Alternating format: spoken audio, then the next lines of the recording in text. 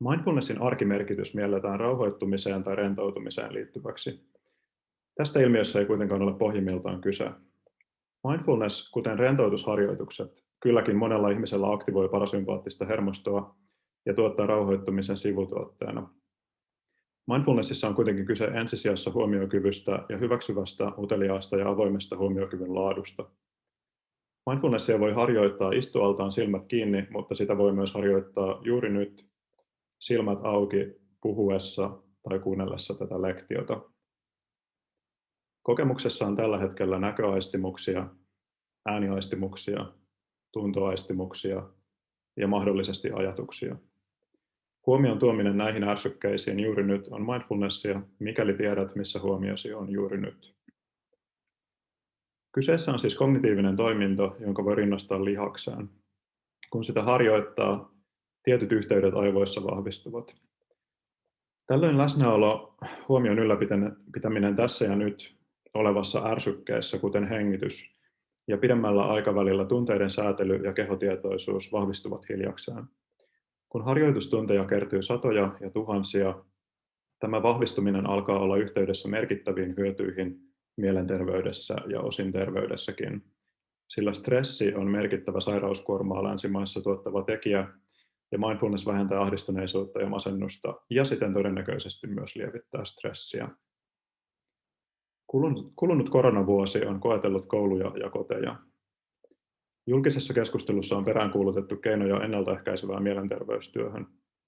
Kun aloin kehittää Tita Mindfulness-kurssia vuonna 2014, en arvattavasti osannut ennakoida, että väittelen sen tuloksista keskellä pandemiaa. Ennakoin kylläkin tuolloin, että tulevaisuuden mielenterveyshoidot ovat enenevästi digitaalisia, ja mikäli haluaa hyödyttää ihmisiä tavalla, joka on helppo skaalata koko maahan tai kansainväliseksi, materiaalit on viisasta suunnitella digitaalisiksi. Tita on lyhenne tietoisuustaidot sanasta, jota olen lakannut käyttämästä, sillä mindfulness on sekä osuvampi ilmaus että mahdollisesti tutumpi väestölle. Pilotoin Titaa 2016 Turussa ja Helsingissä muutamissa lukioissa ja ammattikouluissa. Vuosina 2017 ja 2018 suoritin sen valtakunnallisen vaikuttavuustutkimuksen, jonka lopullinen otoskoko oli 1349 opiskelijaa. Nämä opiskelijat edustivat oppilaitoksia kaikkialla Suomessa, Lapista ja Kainuusta Helsinkiin ja Turkuun. Tita-kurssilla opiskelijoille opetettiin ensisijassa meditaatiorutiini. Yleensä jotkut meistä aloittavat harrastuksensa aivan liian kunnianhimoisin tavoittein, ja siten meditaatioäpin tilaus tai kuntosalikortti jäävät pölyttymään 1 tai 2 käytön jälkeen. Puoli tuntia päivässä meditaatiota tuntui hyvältä kerran, mutta ei kestänytkään heikoimpien impulssiemme koettelua. Ensin jäi väliin päivä, sitten viikko. Tita lähtee liikkeelle siitä, että harjoittaminen on hyvä aloittaa mahdollisimman pienestä, ja mikä tahansa harjoitus on voitto. Titan lyhin ohjattu meditaatio on kestoltaan 5 minuuttia, mutta ohjelma sisältää ohjeet myös 1 minuutin meditaatioon. Näillä palikoilla voi viikkojen ja kuukausien ajan rakentaa päivittäisen rutiinin, jota jossain vaiheessa ei enää sitten kehtaa katkaista. Oikeasti innostuville on Titassa tarjolla pidempiä harjoituksia aina 20 minuuttiin asti, mutta tilastot ovat osoittaneet näiden harjoitusten käyttämisen olevan hyvin pienen vähemmistön heiniä.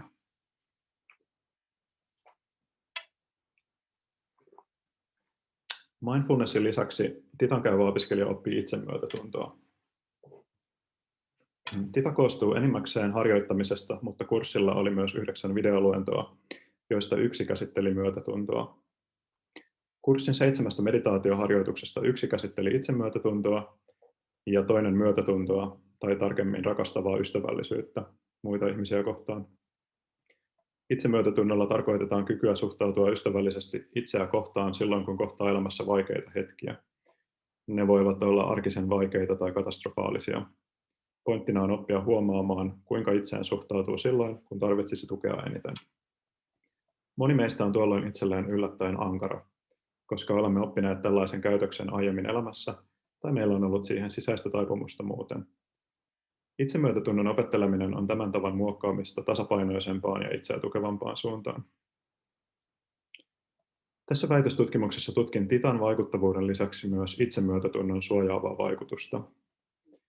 2 titaa käsitellään tutkimuksen lisäksi väitöksen 3. tutkimuksessa tutkimme, miten vaikeuksia kohtaavilla opiskelijoilla, joilla on itsemyötätuntoa, vaikeudet liittyvät tai eivät liity masennusoireisiin. Itsemyötätunto oli yhteydessä matalampaan masentuneisuuteen näillä opiskelijoilla. Itsemyötätunnon tutkimuskirjallisuus on vielä lastenkengissä, mutta näyttö, jota on lupaavaan suuntaan. Kävin alkuviikosta keskustelua siitä, miksi halusin tutkia mindfulnessia. Sanoin, että olin aikanaan itse ahdistunut teini, joka haki apua meditaatiosta. Kun kouluttauduin psykologiksi, kiinnostuin hiljalleen mindfulnessin tutkimisesta ja siitä, kuinka harjoitus voisi systemaattisemmin hyödyttää muita ihmisiä. Tieteen näkökulmasta tämä on kuitenkin suspekti motivaatio.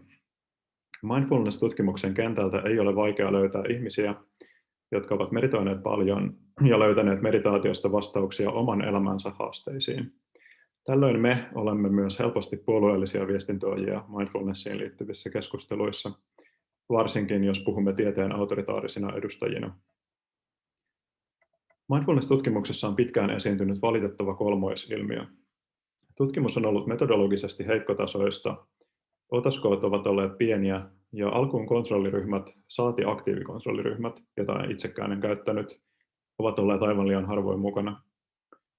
Kuten niin moni kovimpia tieteitä pehmeämpi tieteen haara, mindfulness-tutkimus on kärsinyt niin sanotusta pöytälaatikkoefektistä. Positiiviset tulokset on julkaistu ja negatiiviset jätetty julkaisematta. Eräs artikkeli arvioi positiivisia tuloksia olevan kirjallisuudessa 1,6 kertaa enemmän kuin pitäisi.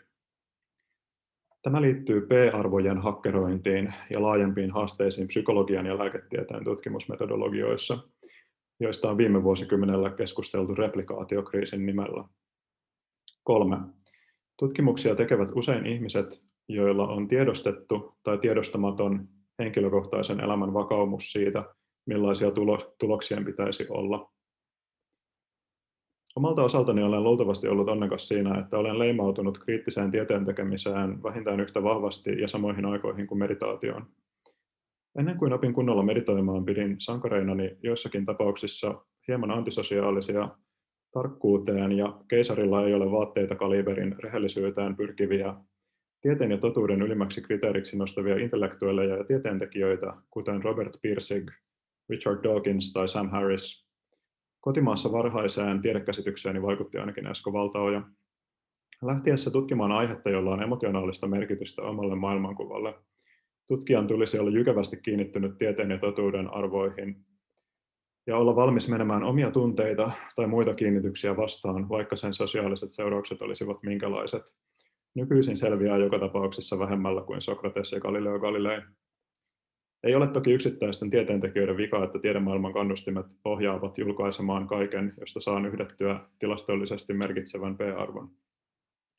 Oikein toimimisen ei pitäisi edellyttää yksilöiltä moraalista sankaruutta, vaan koko järjestelmää tulisi korjata. Viime vuosikymmen onkin tiedemaailmassa ollut edistystä näiltä osin. Titan vaikuttavuustutkimuksessa metodologista tasoa ja tutkimuksen alttiutta inhimilliselle vääristymille puskuroitiin ennakkorekisteröimällä tutkimus. Jos kertoo julkisesti etukäteen, mitä aikoo tehdä, on vahvempi kannustin olla tekemättä mitään ylimääräistä, jos tulokset eivät miellytä. Suuri otoskoko myös lisää todennäköisyyttä, että ilmenevät efektit ovat todellisia. Näin voi sanoa siis efektikokojen osalta. Suuri otoskoko usein lisää virhealttiutta, mikäli tutkija katsoo P-arvoja, sillä tällöin kaikennäköinen häly nousee tilastollisesti merkitseväksi. Väitöksessä yhdistyy siis 2 päämäärää. 1. Pyrkimys tuottaa skaalautuva hyvinvointityökalu toisen asteen oppilaitosten käyttöön. Ja 2. Pyrkimys arvioida tieteellisen metodin koko voimalla, onko kyseisestä hyvinvointityökalusta hyötyä. Ensimmäisessä tavoitteessa koen onnistuneeni hyvin. Jälkimmäisen onnistuminen arvioidaan tässä väitöksessä ja väitöskirjasta annettavassa arviossa. Selkein puute väitöstutkimuksessa on aktiivikontrolliryhmän puuttuminen Titan vaikuttavuutta arvioidessa. Aktiivikontrollilla tarkoitetaan, että Tita-ryhmää verrattaisiin ryhmään, joka käy jonkin vastaavan, mutta ei mindfulnessia tai itsemyötätuntoa sisältävän kurssin. Tällaisia vastaavia kursseja ei kuitenkaan ole helposti saatavilla, ja toisaalta kurssin kehittäminen tyhjästä vaatisi merkittävää pilotointia, tietoa kurssin harmittomuudesta ja kykyä joiltain osin valvoa sen käytön seurauksia. Koska tein Titan vaikuttavuustutkimuksen käytännössä yksin ja osallistujia oli yli 1300, tämä ei luonnollisesti ollut käytännöllistä. Miten vaikuttavuustutkimuksessa sitten kävi? Tästä keskustelemme pian perusteellisesti tohtori Brewerin kanssa. Lyhyesti päätulokset tiivistäen, Tita vähensi opiskelijoiden ahdistuneisuutta ja lisäsi onnellisuutta verrattuna kontrolliryhmään. Molemmat efektikoot olivat koko luokkaa tai vähän sen yli, mitä tällaiselta kevyeltä etäkurssilta voi odottaa. Masennuksen vähenemisessä ja psykologisen elämänlaadun paranemisessa ilmeni pienempiä suotuisia efektejä. Titan vaikutukset olivat käytännössä jokaisen muuttujan osalta niin sanotusti oikeaan suuntaan, mistä voi päätellä, että kurssi teki sen, mitä sen piti. Tulevaisuuden haasteeksi Titan osalta jää pienentää sen keskeyttävien opiskelijoiden määrää ja tarjota se muodossa, joka nykyisin on opiskelijoille helpompi ottaa vastaan, meditaatioäppinä. Titan vaikutuksia selvitettiin myös kysymällä opiskelijoilta älypuhelin-appin kautta päivittäin ja viikoittain, kuinka paljon he harjoittivat ja miten he voivat ahdistuksen, unen ja onnellisuuden osalta. Näistä tuloksista opimme, että viikon aikana tapahtuva harjoittaminen jossain määrin ennustaa opiskelijan hyvinvointia, ja toisaalta, että huonompi vointi ennen viikkoa jossain määrin tarkoittaa, että opiskelijat harjoittavat viikolla vähemmän. Esittelen lopuksi Titasta muutaman minuutin harjoituksen. Ne yleisössä, jotka haluavat ottaa pienen hengähdyshetken ennen konseptuaalisen sarjatulen alkua, voivat halutessaan osallistua harjoitukseen. Elämämme kuitenkin täyttyy tekemisestä, oli se sitten koulussa,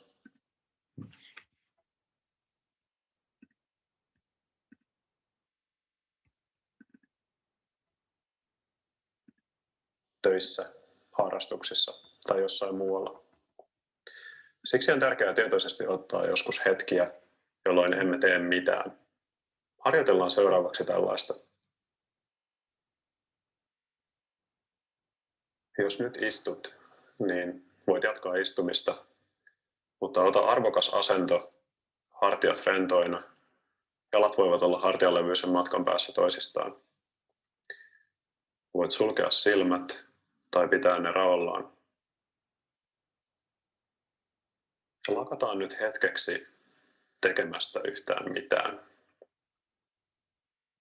Keskitytään vain olemaan tässä.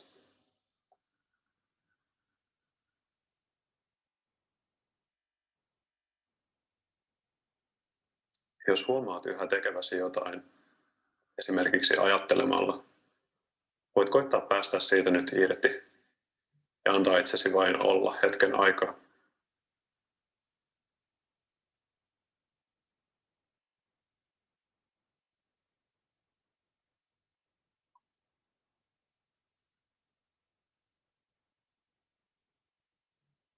Huomataan sitten, että hengitämme. Suunnataan huomio hengityksen aistimuksiin kehossa. Tullaan tietoiseksi siitä, miltä hengitys tuntuu tässä ja nyt.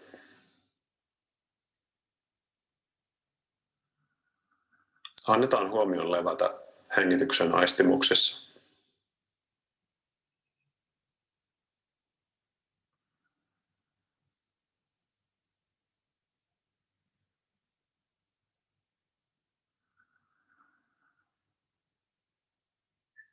Saatamme huomata, että tekeminen ei lopu tuosta vain.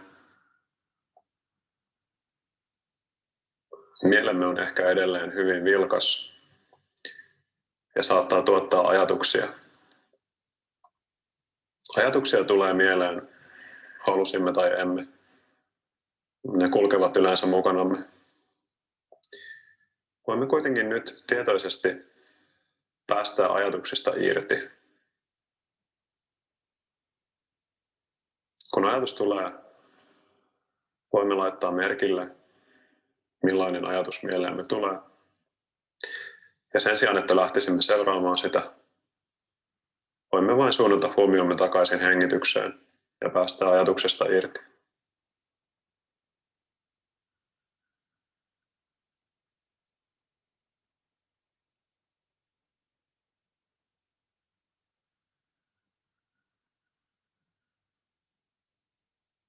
Kokeillaan nyt suunnata huomiota tarkoituksella. Olemme tähän asti pitäneet huomiota hengityksen aistimuksissa.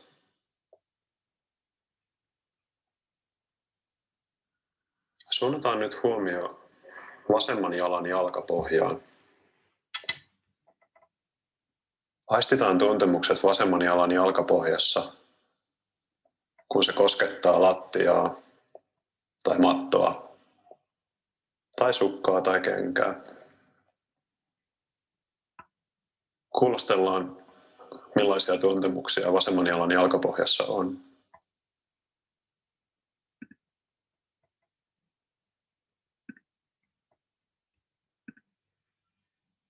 Okay.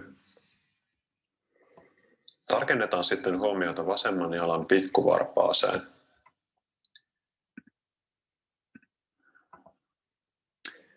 I respectfully ask you, esteemed Professor Judson Brewer, as the opponent appointed by the Faculty of Social Sciences for the public defense of my doctoral dissertation, to present your criticisms of my doctoral dissertation.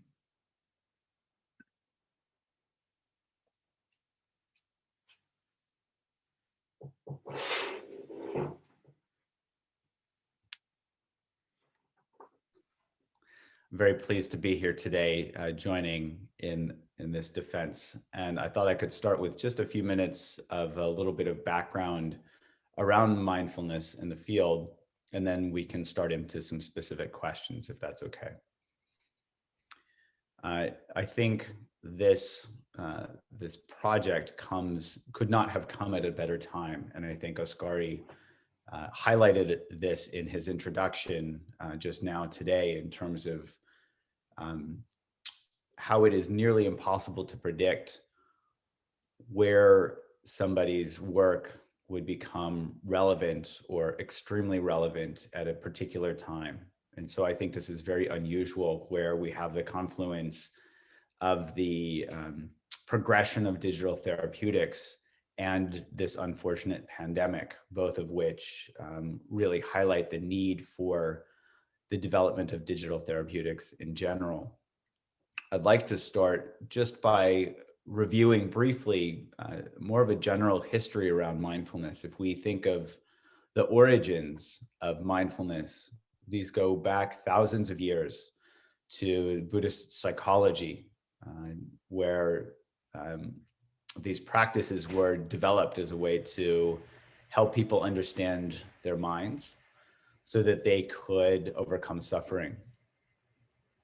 In modern day, these practices were really brought to the West, I think, by several individuals, and in particular, brought into the scientific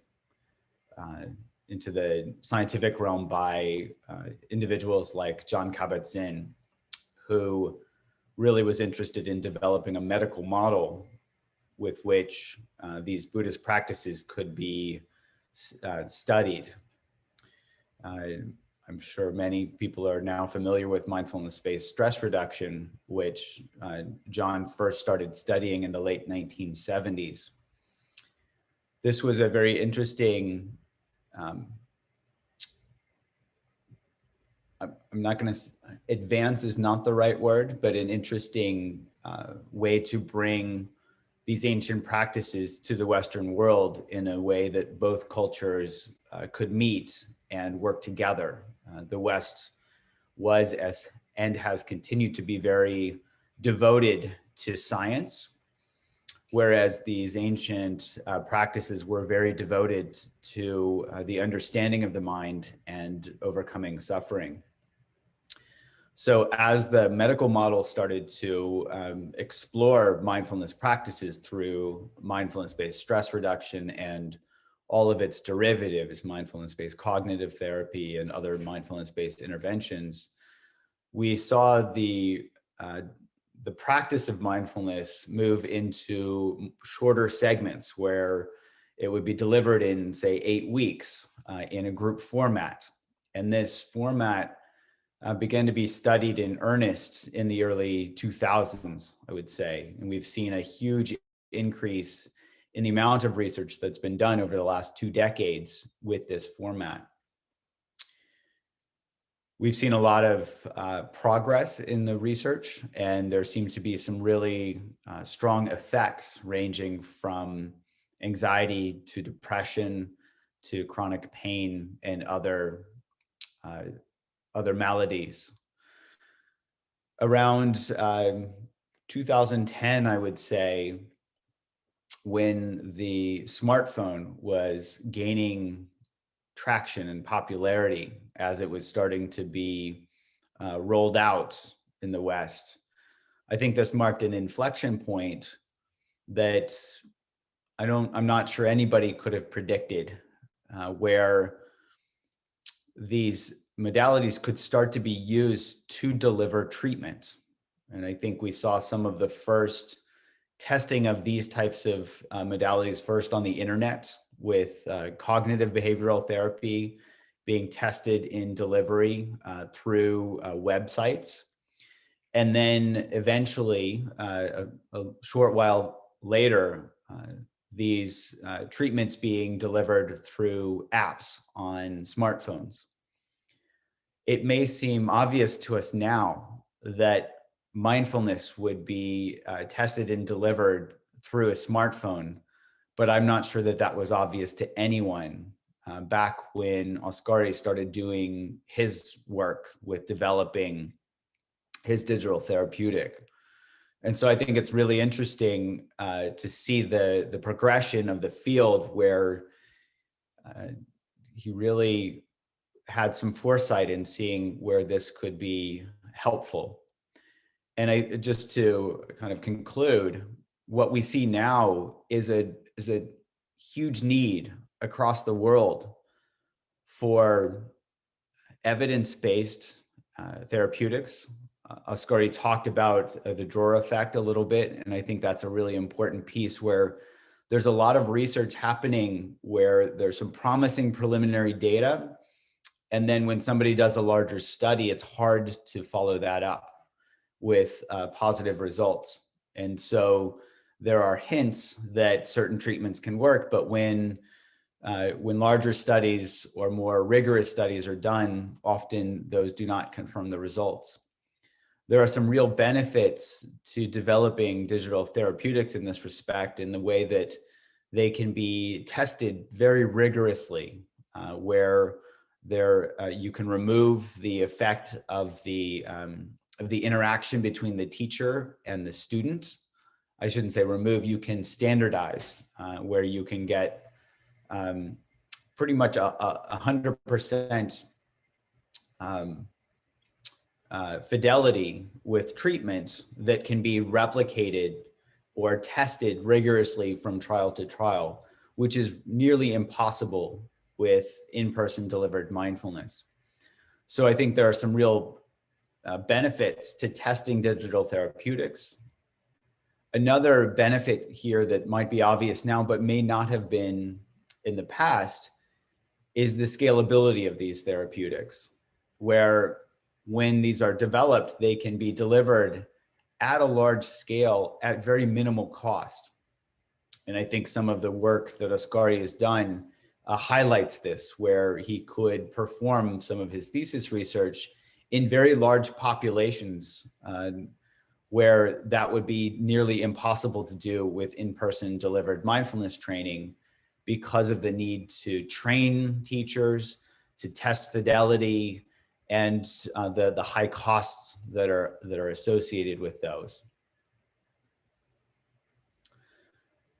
The last thing I'll mention is that in times like these, where we have a pandemic, and it is really important for physical safety that individuals stay socially distant from each other, digital therapeutics are really essential for delivering treatment at a distance in a safe manner. So in addition to high fidelity, in addition to low cost and ease of scalability, we also see safety just in terms of delivery.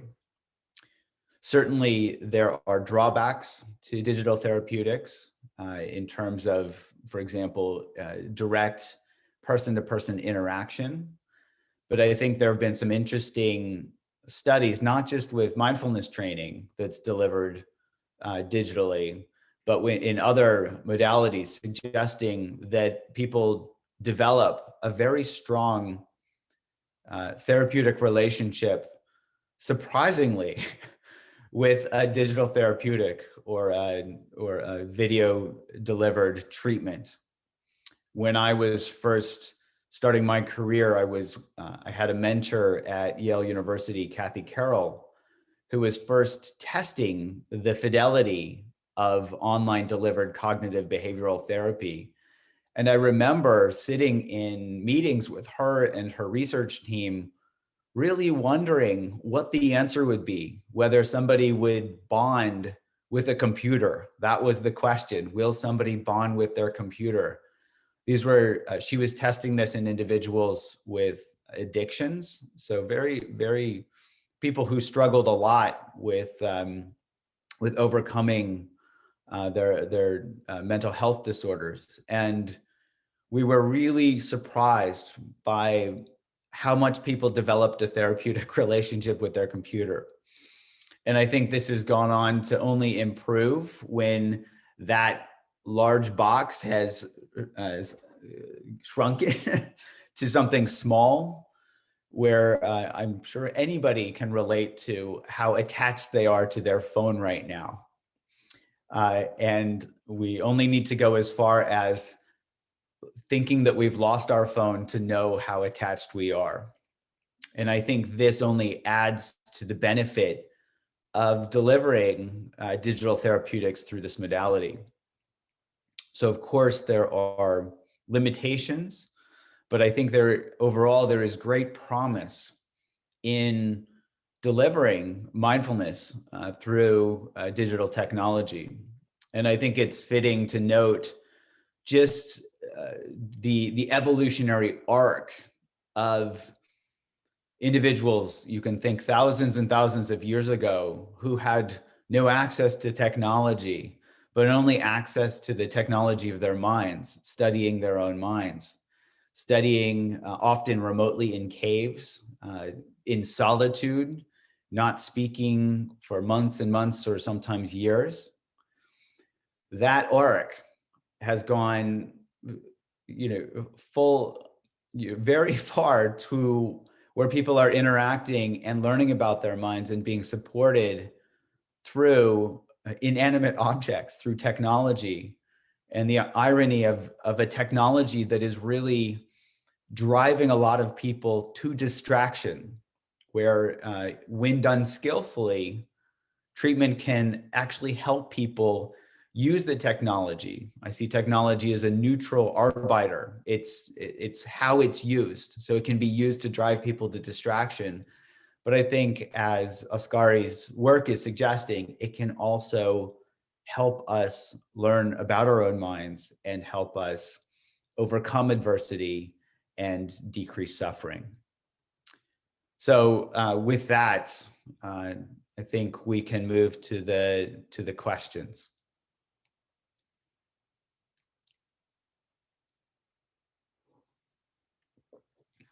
Shall I begin? Great. So, Oskari, I thought we could start by just exploring a little bit more generally around mindfulness, and then go into some specific questions about your thesis work. How does that sound to you? Sounds good. Good. Now, you had written in your thesis about some of the Buddhist origins and underpinnings of mindfulness. And I think that's really appropriate, especially given concerns in the West about things like cultural appropriation and not giving, not really giving credit to where practices originate. So I'm wondering if you can explain to me, and you mentioned a little bit in your introduction around, what mindfulness is for. It's often people, think, oh, this is to help clear my mind. But I think you really are getting at a more subtle understanding of what the purpose of mindfulness is. So I'm wondering if you can just describe that a little bit, Yeah. from a mental standpoint. So do you want me to describe the history or just give like my own answer? Not the history itself, but how you understand the, what are the core underpinnings? And I know that people write books about this. So you can, in terms of the essential, well, let me phrase it this way.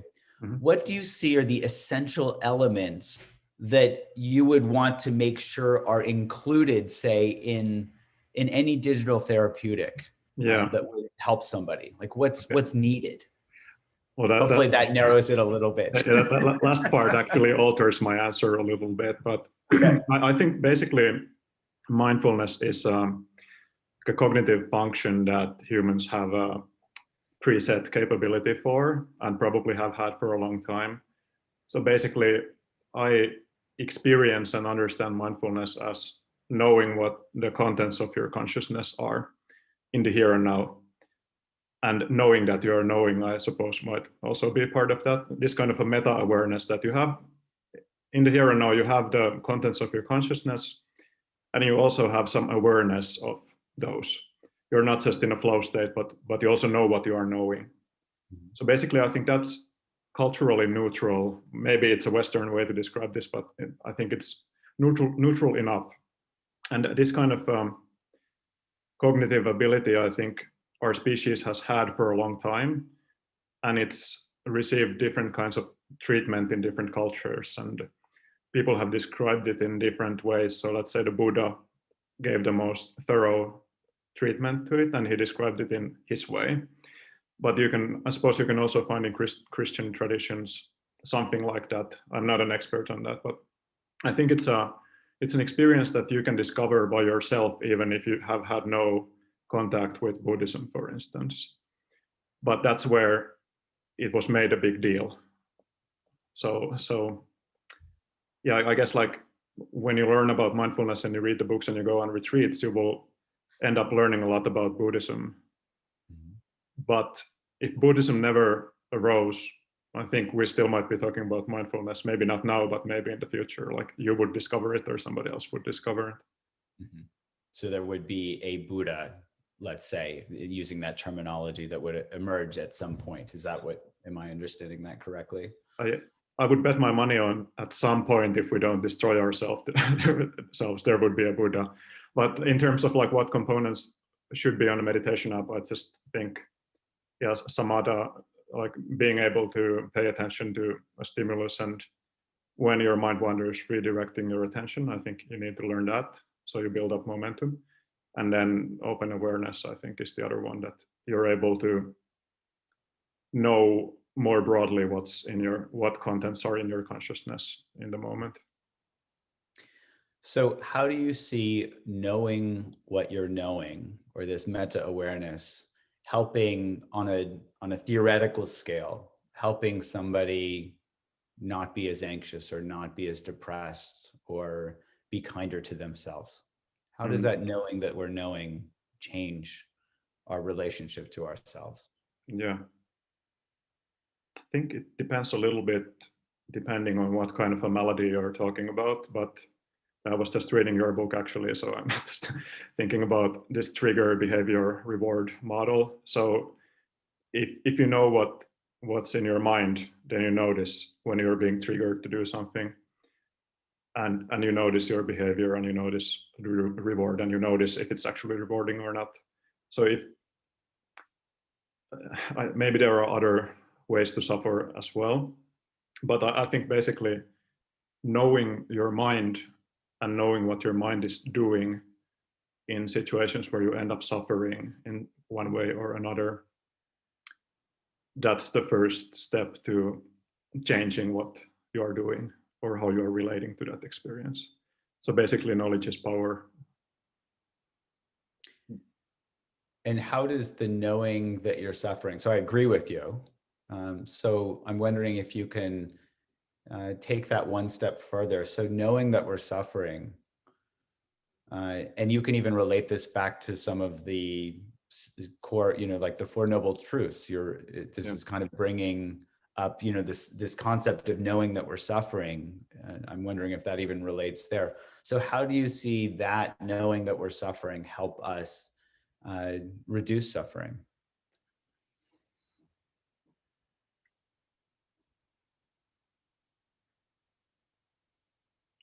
Well, I think the MBSR way to answer that question would be that it gives you a moment between something happening and reacting to that. So when you notice what's happening, you get this chance to react instead of responding to the thing that is happening, and maybe you make a wiser decision.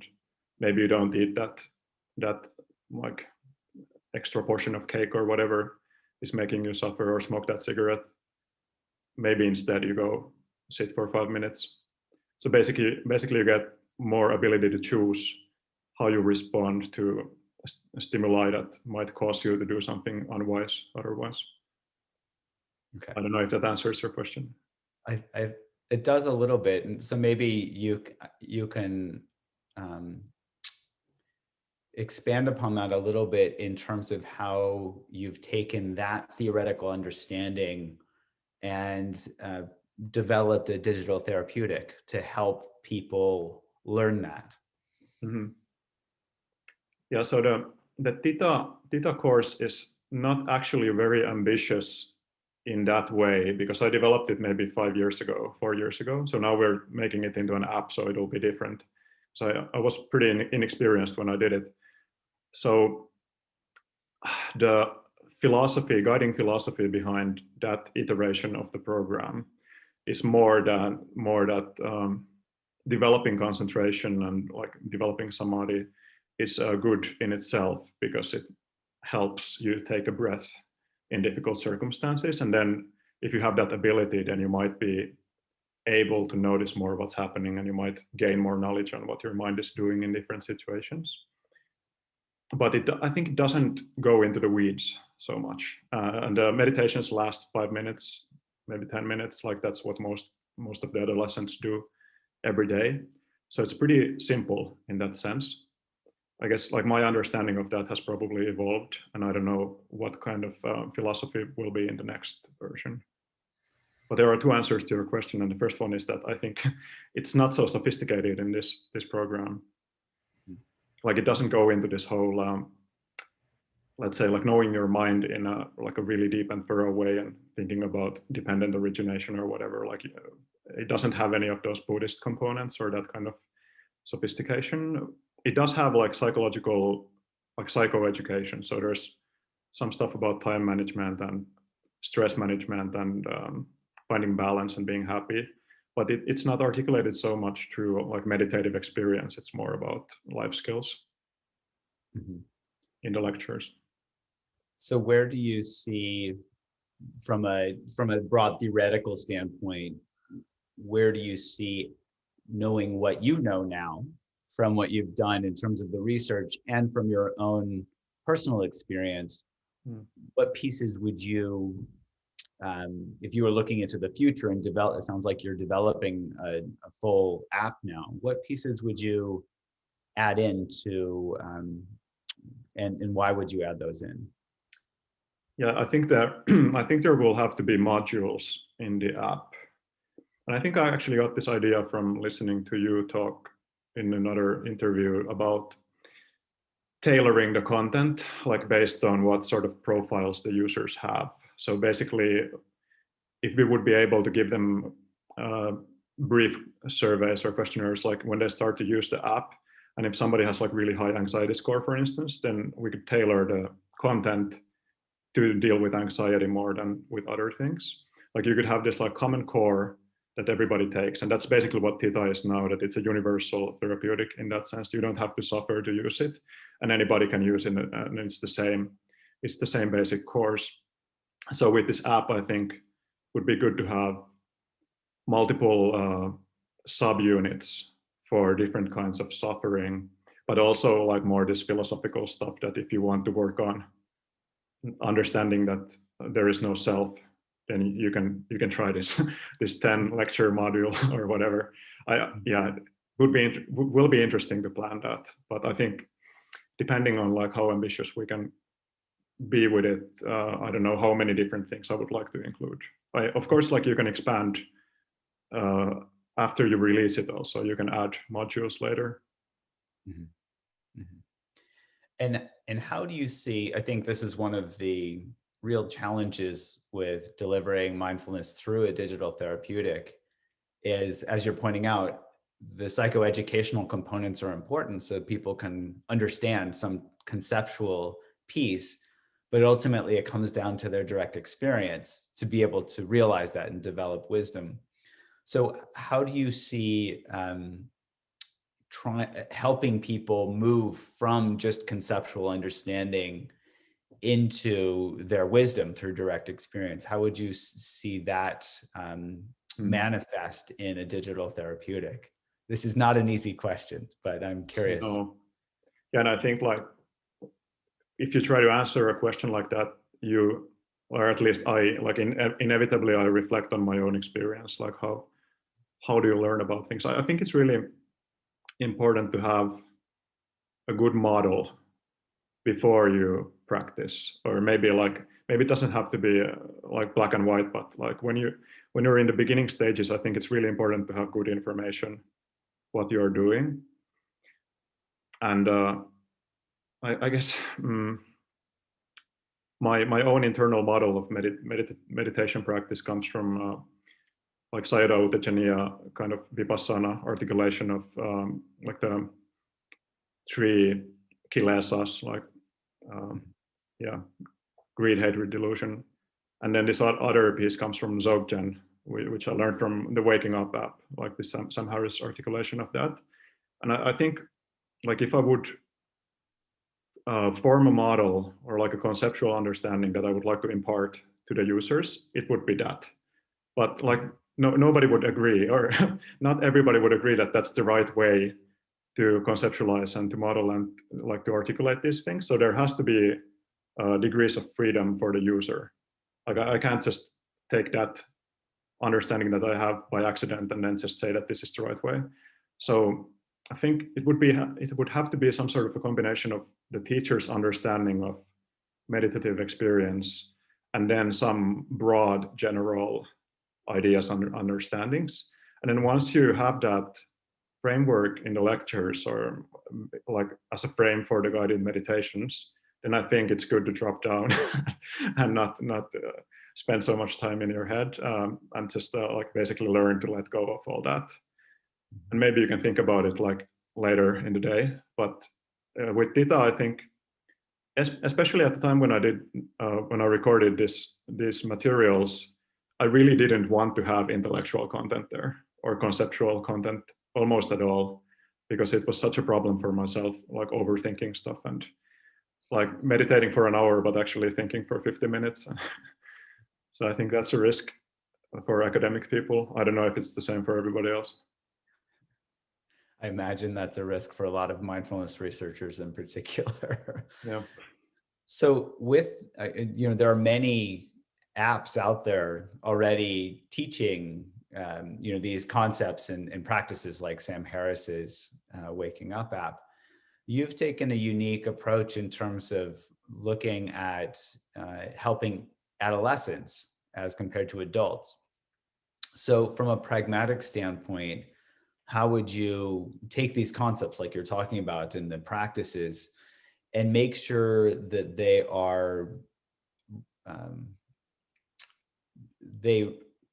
going to use the word appropriate, but that can have different connotations. So let's say that they really engage adolescents the most. How pragmatically, how would you go about doing that? That's a tricky question. How would you make sure that you engage adolescents? Like this RCT that I did was volunteer based. So all the participants were volunteers, and you can kind of profile who volunteers for this kind of course.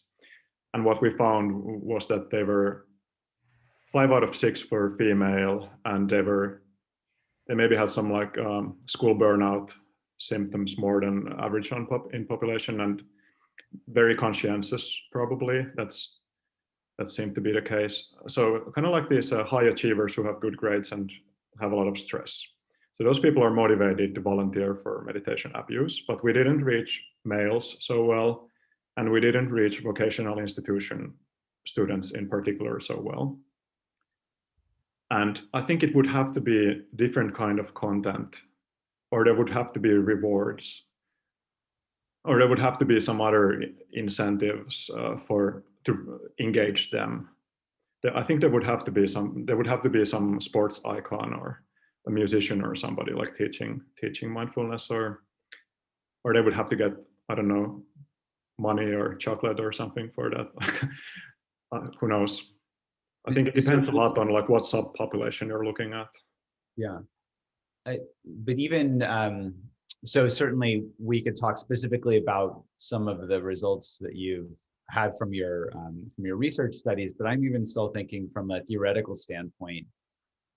If you, or as you are to develop content, how would you see engaging those individuals, your target population, say, in, are you familiar with the term user-centered design approach? I haven't heard, but yeah, I can maybe understand. Maybe you can elaborate. Probably, yeah, just based on the term, it basically means bringing people in that would ultimately be users at every stage of design, to make sure that it's not just you designing something and then giving them chocolate to do it. Yeah, sure. But you and them collaboratively designing so that they say, yes, this is what I would use because I'm the end user. So does that make sense? Yeah, it does. And yeah, we did piloting with Tita also, but yeah, I guess we didn't receive enough critical feedback to actually change anything. So the people who drop out, they didn't give criticism that could be implemented. But I think that's a great idea. That's something that we should do, definitely, to have way more people giving feedback. It may be worth exploring. So I'm just trying to, let me check my notes to see if there were any other large, kind of more general questions that I had before we go into more specifics about the thesis work that you've done.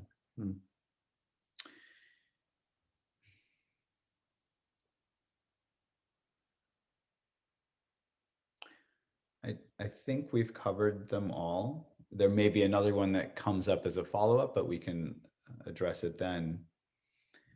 I'm wondering if we could then now go into more specific questions about the studies that you've done. The host of the meeting is raising his hand. I'm just checking. Oh, please. What do you have to say, Juuso?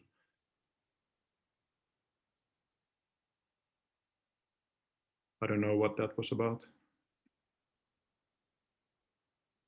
I'm not sure if he's still raising his hand. Can he unmute himself? Can you unmute yourself, Juuso? Yes, I'm very sorry, but put me back to host. I lost my rights. So.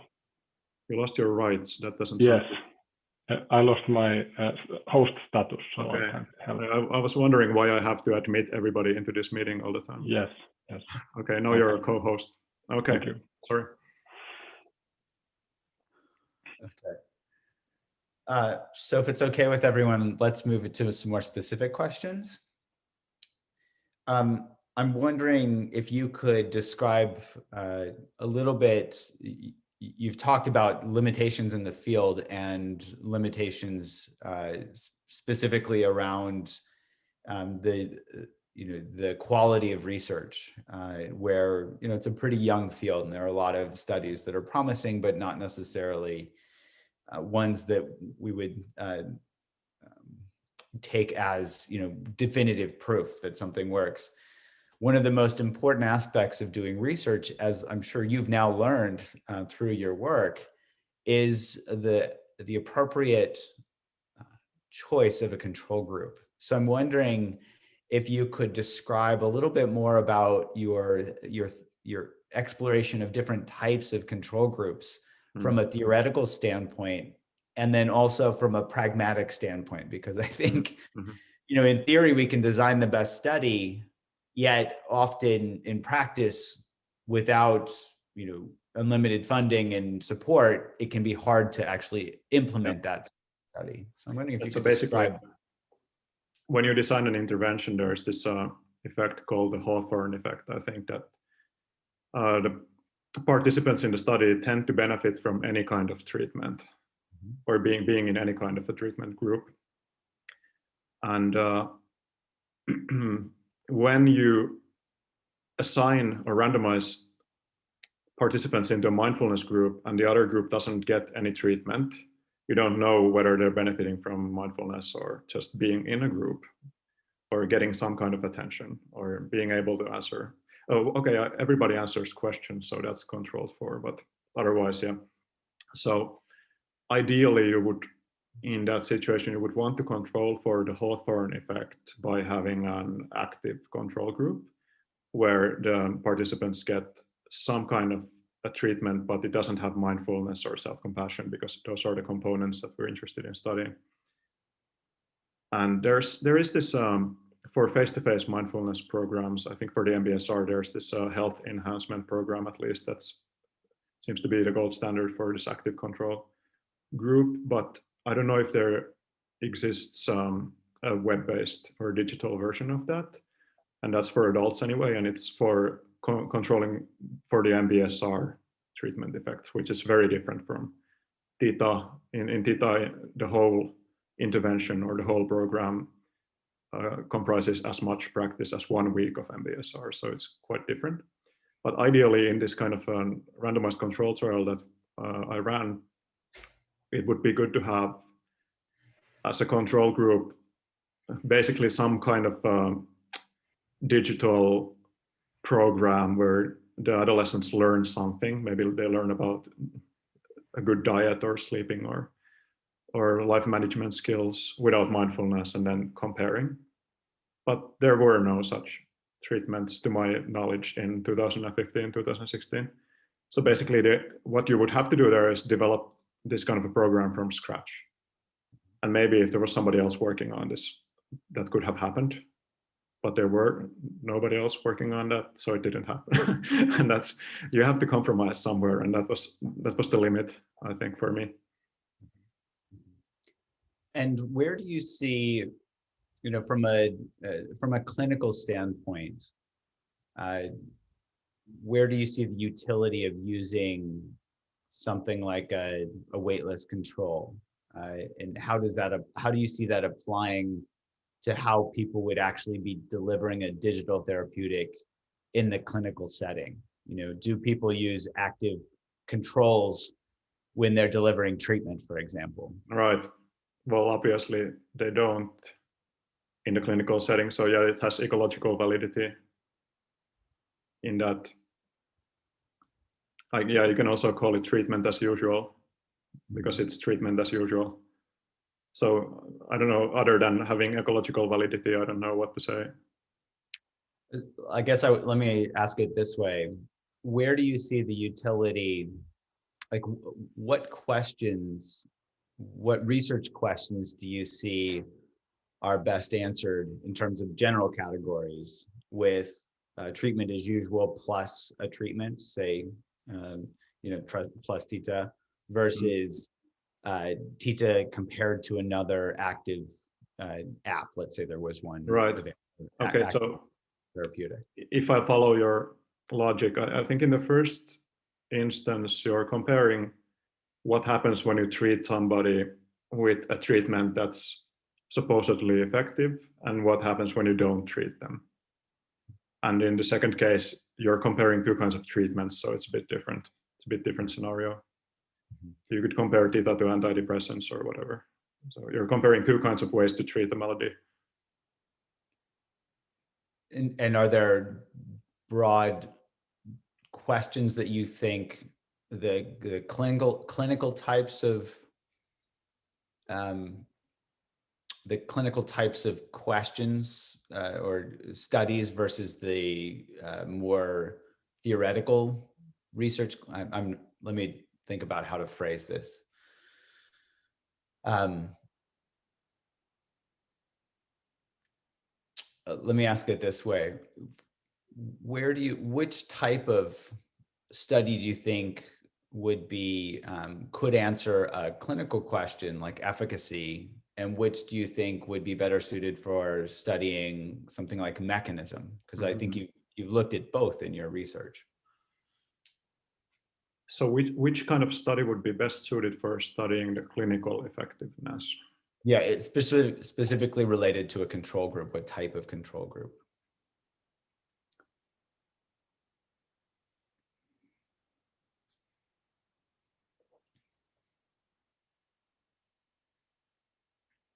Can you elaborate on that clinical effectiveness a little bit? Like, can you give an example? Like, you don't have to answer the question for me, but Yes. what are you I'm thinking thinking, so for example, you looked at changes in anxiety and you looked at changes in depression. So I think of those as clinical outcomes. Whereas other studies might look at mechanisms such as, is it a change in a mindfulness score that that happens, that's specific to a certain treatment, or is there a change in, let's say, meta awareness, if there were a good measure for meta awareness? What would be what type of control group do you think would best answer, let's say, a question around how do I know that people specifically developing meta awareness, say? I think I understand now at least the first part. So basically, let's say if you have a clinical research question, you want to see whether somebody's anxiety disorder disappears, or if their like anxiety goes below the clinical threshold, then I don't know if it's useful to compare to an active control group that isn't designed for that specific purpose, or you would have to have like an anxiety treatment there. Yeah, that's the thing that comes to mind. Like with the health enhancement program, for instance, it wouldn't be very useful in that sense. But for the other type of inquiry, I think it would be for the mechanism part. Yeah, great. So thank you. I'm moving to a different question. You had mentioned, especially I think with your experience sampling study or the ecological momentary assessment study, where by the end of this study, there was a fair amount of dropout in terms of people answering the questions. What did you learn from that study that would help you design your next study, say, where you were using EMA that might improve those types of rates of responses? Yeah, I think what happened with, so this is part of the randomized control trial. So this is basically one part of that study. So we just I opened the whole thing up for volunteers from all over the country and emailed all the schools in the country, basically more than 500 schools, and then with like 1,600 answers from students. And then you have all kinds of participants in that kind of like a huge group. And I had no control over that group, basically. They were warned that, or like there was this contraindication for people who have psychosis or trauma background, or like meaningful depressive symptoms, that they shouldn't enroll. But other than that, like, we just let everybody in. And then there are these people who are motivated, maybe there are a couple of hundred. Then there are these who are in the gray area. And then you have hundreds of people who are just trying it out for fun. And there was no reward for taking that. The only reward was the mindfulness that they learn. And maybe that's good enough for somebody, but like maybe it doesn't keep every adolescent engaged for 8 weeks, answering smartphone prompts every day. So if I would just want to optimize for the attrition rate, like make it as low as possible, I would be far more careful about who I let into the study. And that applies also to the like gender bias and the fact that there were a lot more high school students than vocational institute students. So that was just, those are attributes of like a volunteer sample. But if it was a carefully controlled clinical trial where you want to optimize for those kinds of things, then the criteria for who gets enrolled, and maybe interviews of those people, and all kinds of resource-intensive processes would be more involved there. Mhm. So there were resource constraints on that. Yeah. So maybe we can, I'm going to ask you to design a study on the fly. Okay. Sure. So are you familiar with, in pharmaceutical studies, often they do, in their randomized controlled trials, they'll do what's called a placebo lead-in to try to exclude individuals that have a strong placebo response to a medication. Yeah. The placebo lead-in tends to be a couple of weeks where they'll start everybody on a placebo. They don't tell them this. And then the folks that have a significant response, they pull them out of the study, and then they actually start the medication versus the placebo in the actual trials. That's the placebo lead-in.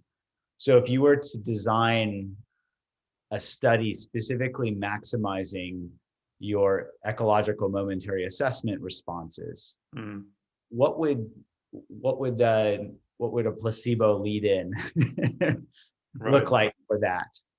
That's tricky because they're kind of altering the configuration of your sample. If you do that, you could have these 2 weeks of everybody answering those prompts, and then that could be like a selection criterion for entering the study, that you answer a certain percentage of those prompts.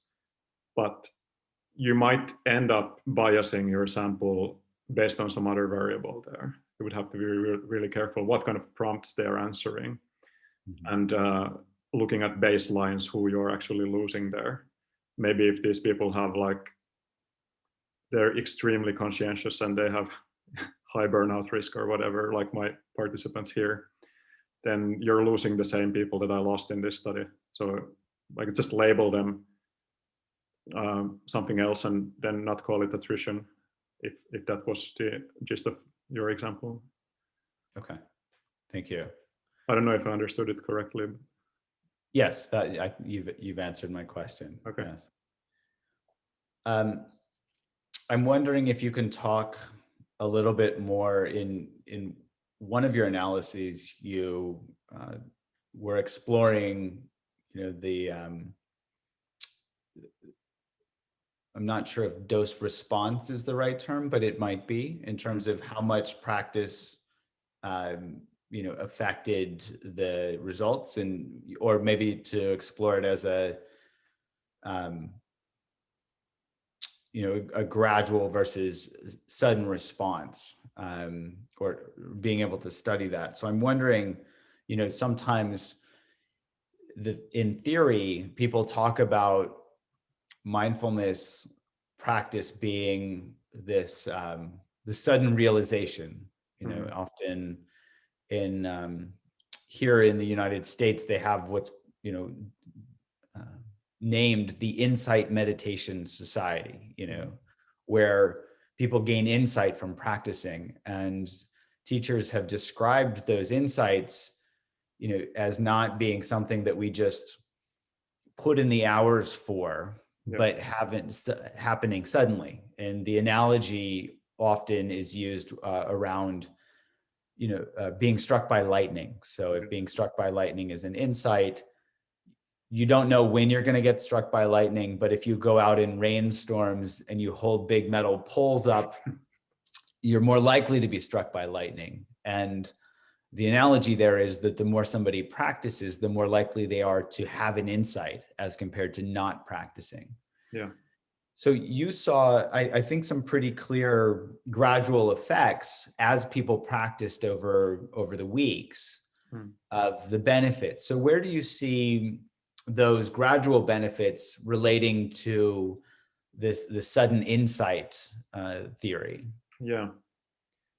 Now, this insight thing I find really interesting, and I think that's actually something that maybe in the future app, the modules could look at. You could detail different kinds of insights that people claim to be having, and then look at the preceding conditions, and then try to have maybe like 10 lessons for each insight, and the people who benefit, and the people who don't. But I would love to have those kinds of materials, because I have this. That's why I got so interested in Dzogchen practice, that I got this like personal experience that I feel altered my practice instantaneously after more than 10 years of practice, and it's been different since. And I know that was because of the instructions. Like, if you teach this pointing out instructions in the proper way, the likelihood of the lightning striking, I think, goes way up. Mm-hmm. In Theta, I think it's different, because most of the sample had no meditation practice or no experience with meditation, so they're putting in their first couple of hours of practice. So I don't know when something that would be described as an insight would normally first happen, but I guess like on your first day of, or your second day of retreat, you might have this sort of an insight that, okay, the names of things and the concepts disappear, and there's only this experience. That felt like an insight to me, but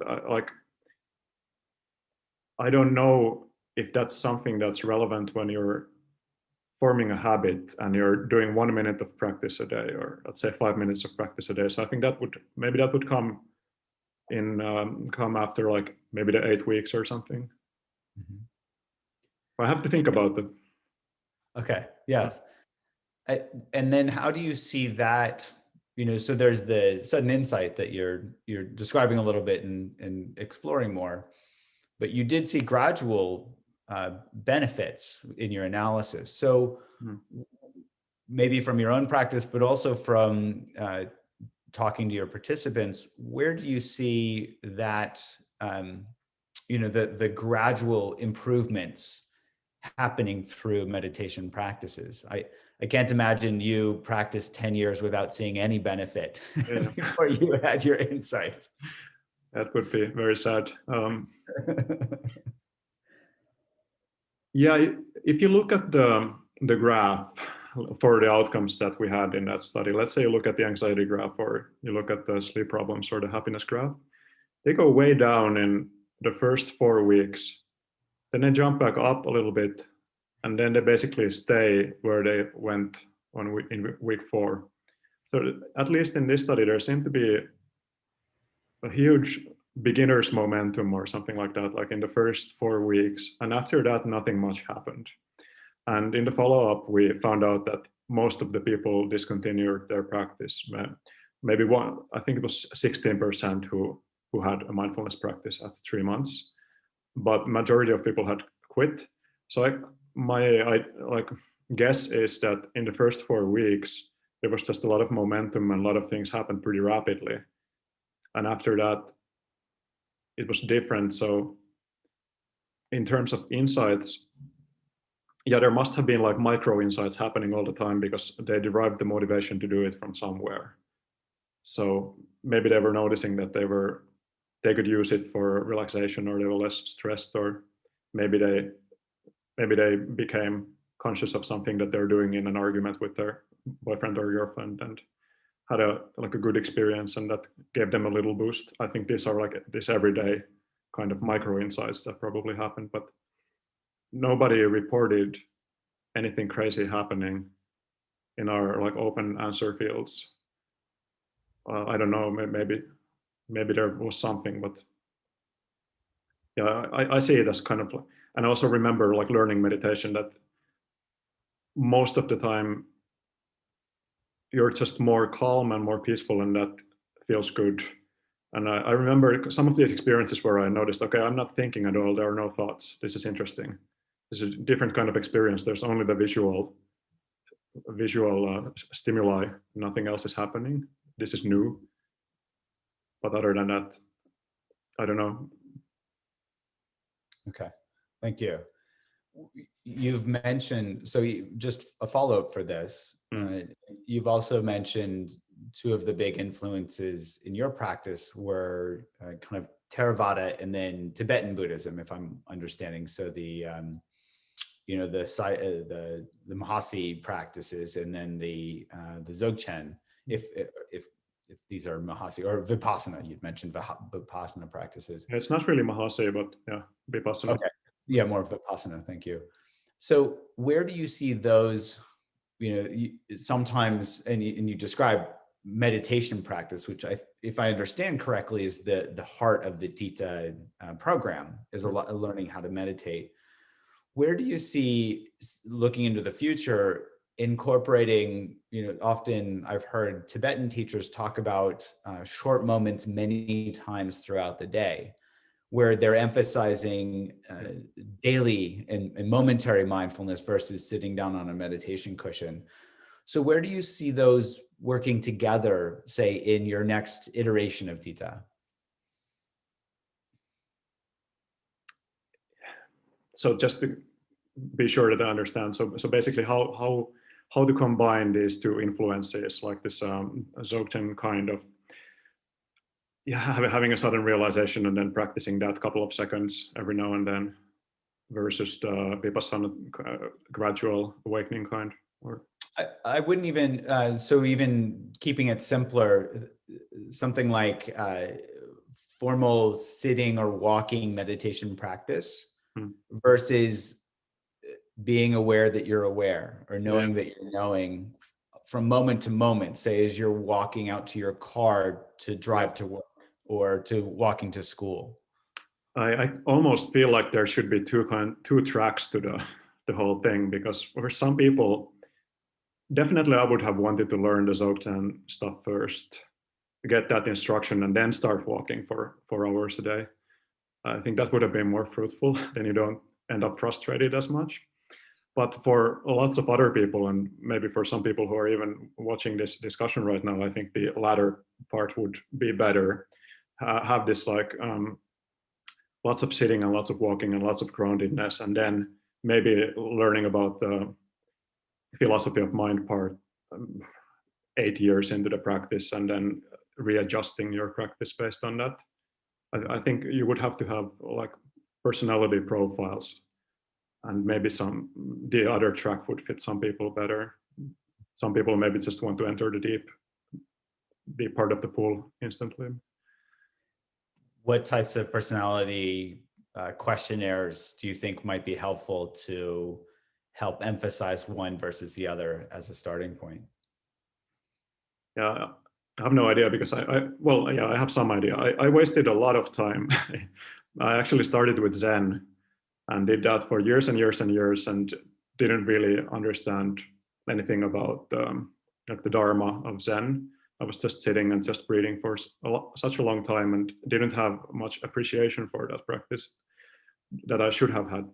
So basically, I think some people might benefit from getting this, let's say, if we talk about pointing out instructions, for instance, this kind of an experience early on. I guess this is something that some people get from psychedelics or something like that. You have like this experience altering or mind altering experience that convinces you that there is something really important that you can practice, and then you gain the motivation from that, and then you start to build your understanding of consciousness and your mind from there.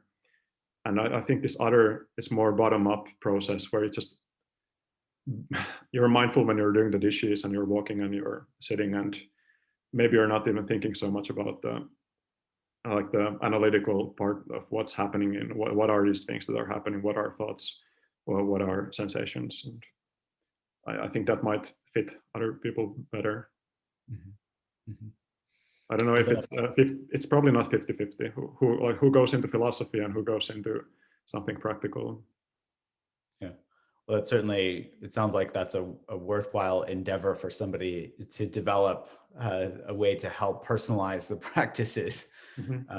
Going in and offering, both perhaps together complementarily, but having one emphasized first or personalize it as people go. I think I just have one more specific question about these studies. I'm wondering, and this is more broad, you've looked at anxiety and depression with the Theta program, and I think the anxiety effects were probably a little more pronounced. I'm wondering if you could describe what you think, because mindfulness has been shown to help both anxiety and depression. So why do you think it had a slightly stronger effect on anxiety as compared to depression? Yeah. So I chose those outcomes based on the meta-analysis of the earlier literature. And basically when I did that, I saw it as kind of like this black box question that I don't even know why that happens. Like maybe I thought it was like a feature of psychiatry that these are just the outcomes that you use for almost everything, and then you have an effect or you don't. But I think anxiety might be a needle that moves like more easily earlier on. Because if you have anxiety, it's very easy to notice that you're having anxiety in the moment. And it also, I think, it goes away in, maybe it's more impermanent than depression in a way that if you bring your attention to the soles of your feet or your breathing or whatever, like the anxiety might dramatically alter pretty quickly. And maybe you notice that, okay, this is not actually very impermanent. This is tied to certain conditions.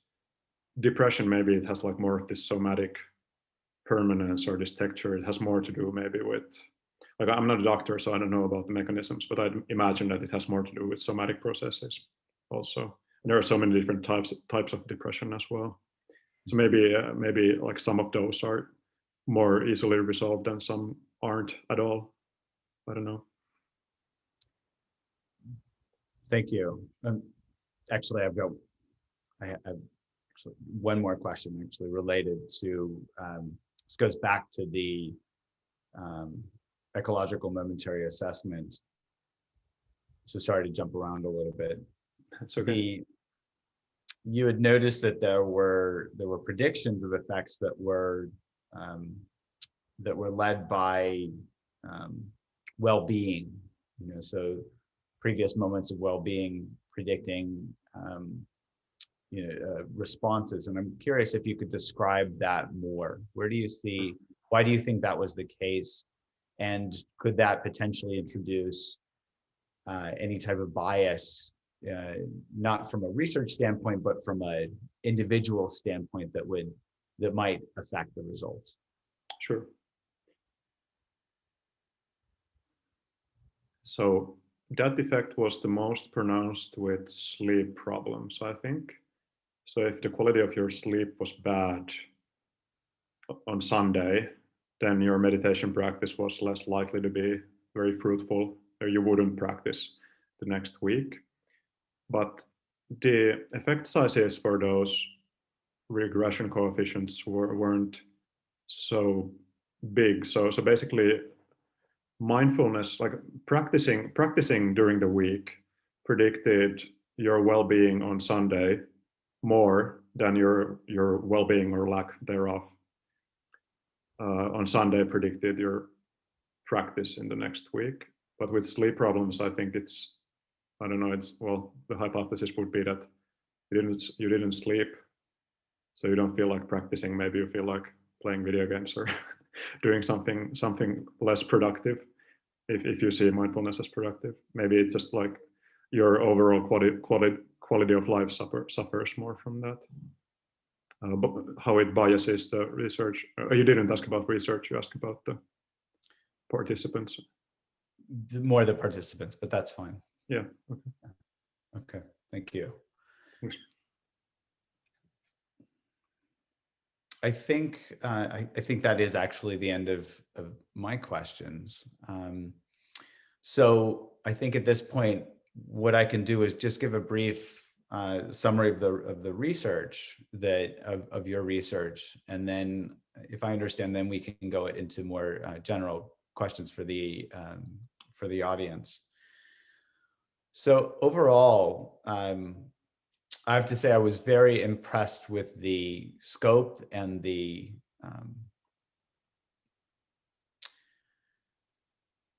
just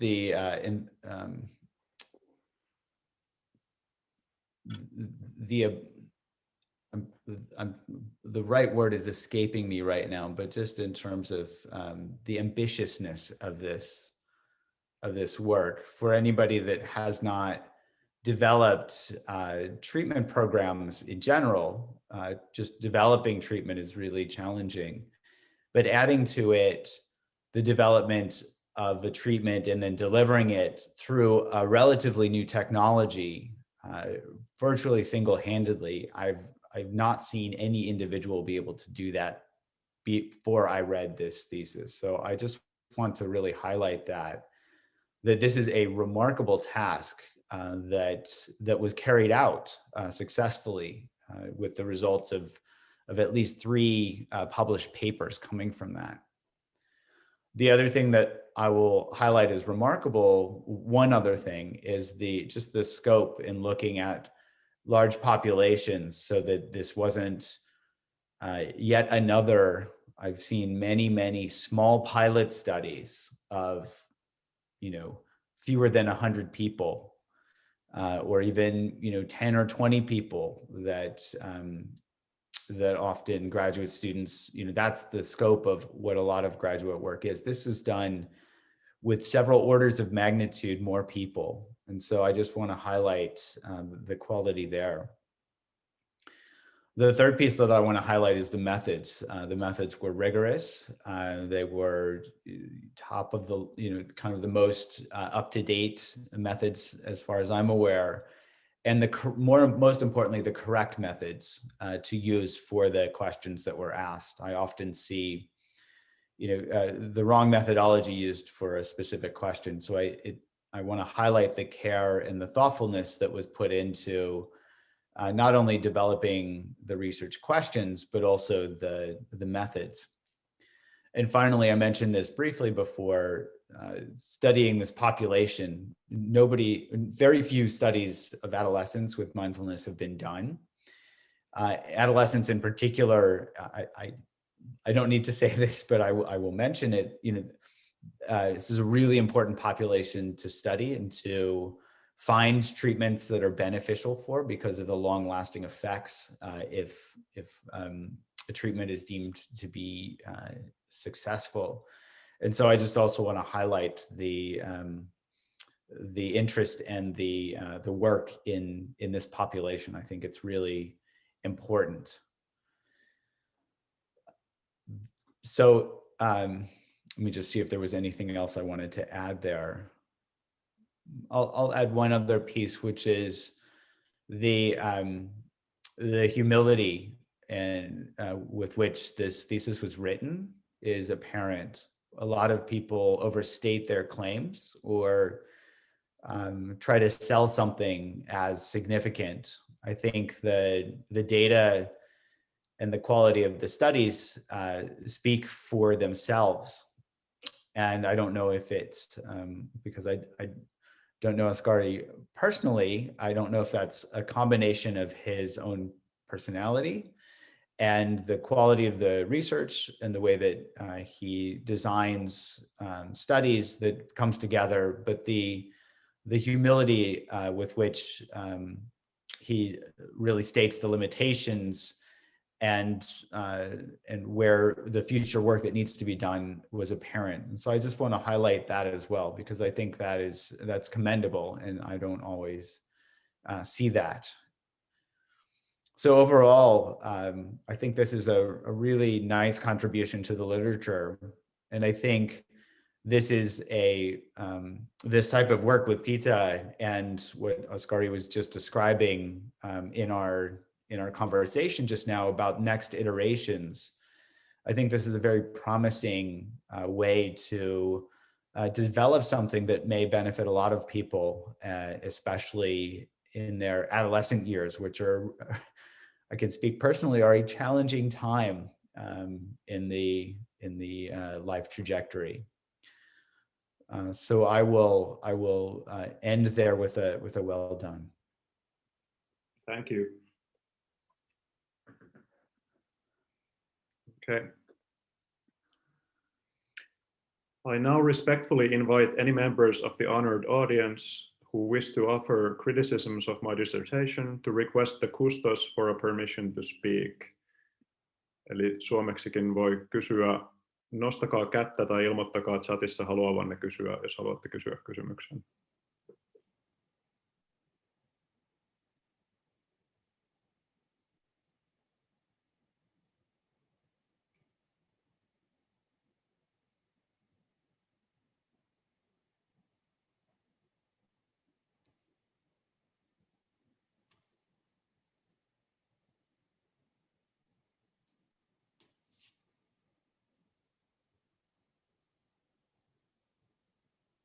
There is a question.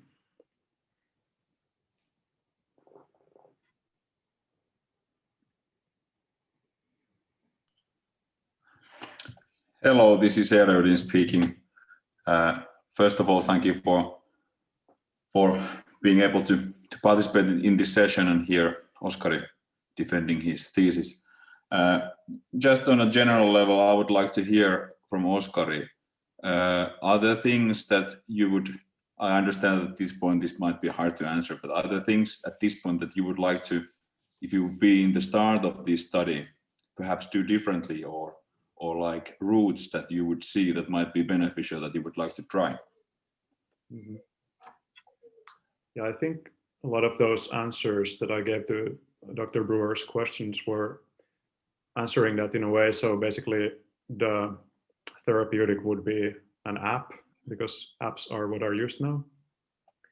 And it would contain tailored content and different kinds of modules for different user groups. That would be the major difference. Thank you. Thank you.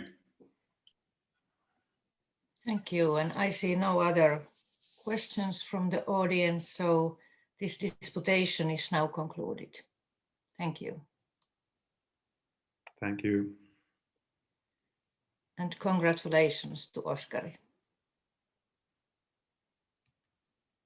Yleisölle, jos kuuntelette vielä, niin olkaa puhelimitse yhteydessä. Tämä tapahtuma päättyy. Kiitos. Thank you. Bye bye. Bye bye.